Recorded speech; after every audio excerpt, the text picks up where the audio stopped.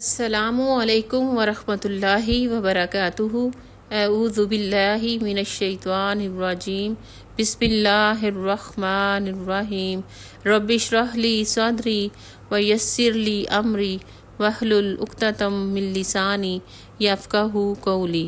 قرآن اور حدیث کے سفر سے آج ہم سورۃ بقرہ کی آیت نمبر 61 پڑھیں گے۔ تو آئیے ہم آج کا سبق شروع کرتے ہیں۔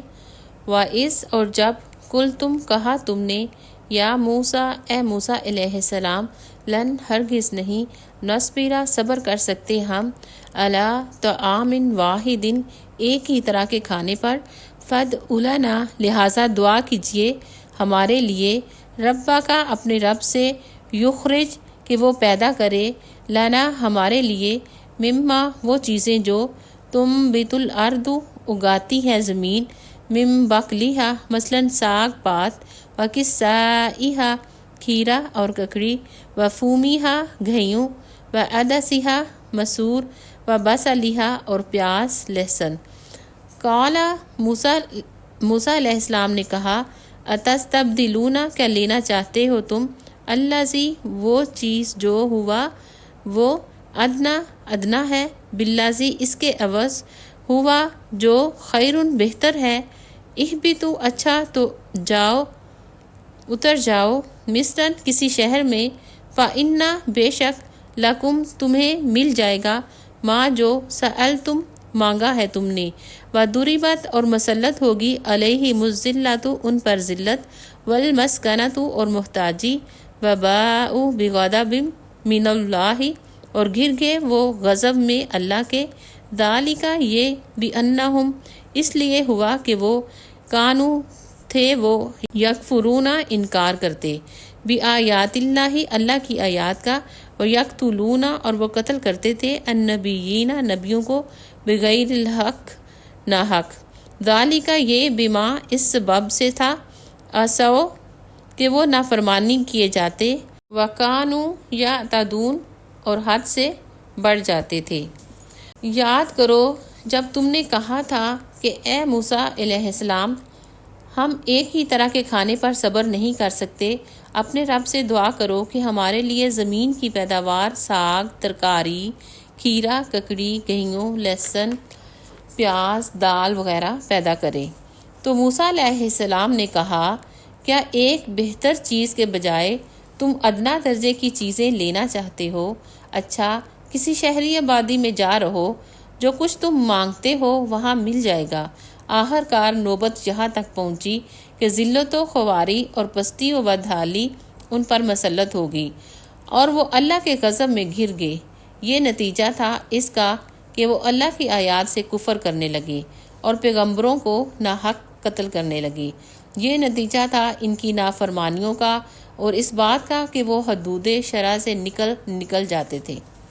وَإِذْ قُلْتُمْ يَا مُوسَىٰ لَن نَّصْبِرَ عَلَىٰ طَعَامٍ وَاحِدٍ فَادْعُ لَنَا رَبَّكَ۔ اور اب دیکھیں ان کی ناشکری۔ یاد کرو جب تم نے کہا تھا اے موسیٰ علیہ السلام، ہم ایک کھانے پر صبر نہیں کر سکتے، ہم یہ من و سلوہ کھا کھا کر تنگ آ گئے ہیں۔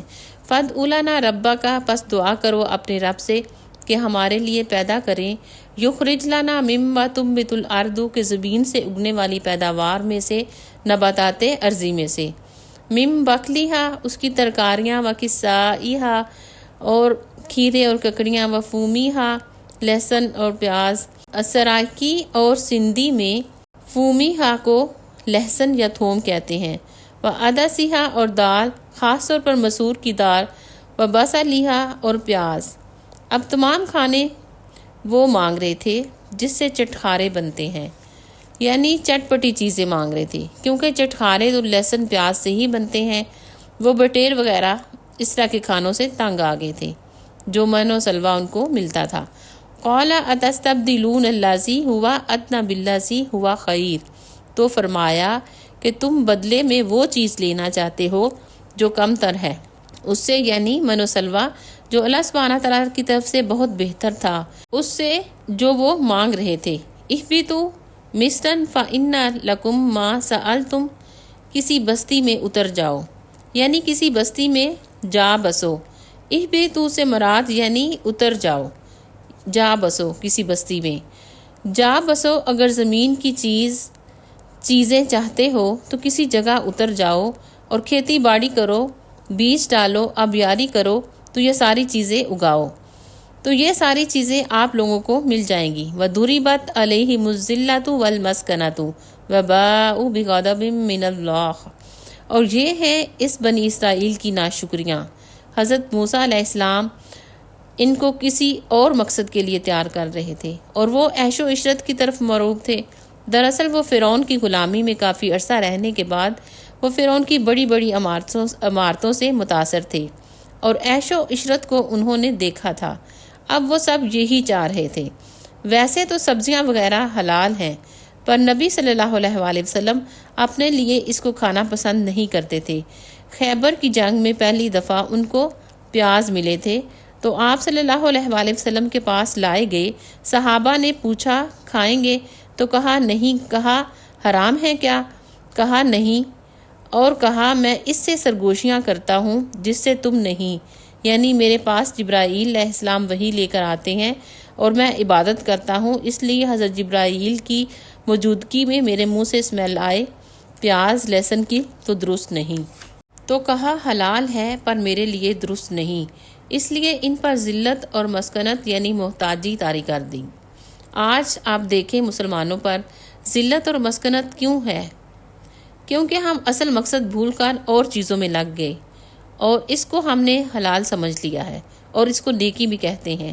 جس قوم کے پاس ایک خاص کام اور خاص مقصد دے کر بھیجا گیا ہو، اگر وہ نہ کرے تو ذلت اور رسوائی اس کا مقدر بن جاتی ہے۔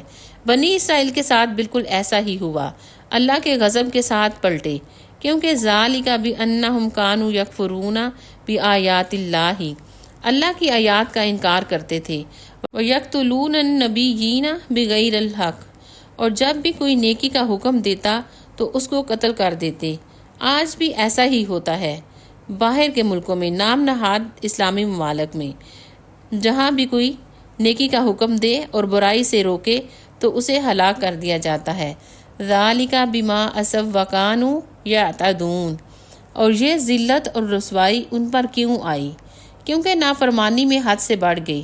حد سے بڑھنا کیا ہوتا ہے کہ انسان غلطی کو بار بار کرے اور پھر کرتا ہی چلا جائے اور کسی کے سمجھانے پر بھی نہ سمجھے اور اس کو ہی برا بلا کہے۔ اس میں سے ہمارے لیے سبق ہے بڑا۔ کیا سبق ہے؟ بنی اسرائیل سے اللہ سبحانہ تعالیٰ کیوں ناراض ہوئے؟ کیونکہ انہوں نے اپنا مقصد بھلا دیا۔ اللہ نے ان کو دنیا میں بھیجا تھا تاکہ وہ اور لوگوں کو بھی اللہ کے راستے کی طرف بلائیں۔ انہوں نے کیا کیا؟ وہ دنیاوی کاموں میں پڑ گئے اور مقصد کو بلا دیا، اور اس قدر بلا دیا کہ اللہ کی نافرمانیوں میں بڑھ گئے، اور اس قدر بڑھ گئے جو انہیں نیکی کا حکم دیتے انہیں بھی ہلاک کر دیتے۔ السلام علیکم ورحمۃ اللہ وبرکاتہ، وآخر دعوانا ان الحمد للہ رب العالمین۔